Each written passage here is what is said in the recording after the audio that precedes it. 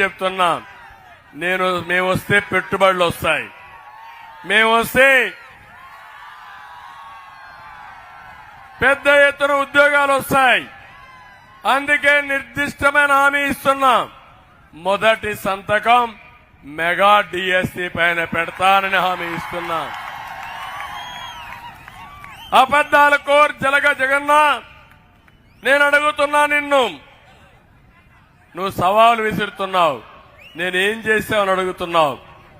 నేను 14 సంవత్సరాల ముఖ్యమంత్రిగా 8 సార్లు డిఎస్సి పెట్టిన వ్యక్తిని నేను. నువ్వు 5 ఏళ్ల ముఖ్యమంత్రిగా ఉన్నావు, ఒక్క డిఎస్సి పెట్టావా? ఒక గ్రూప్ 1 పెట్టావా?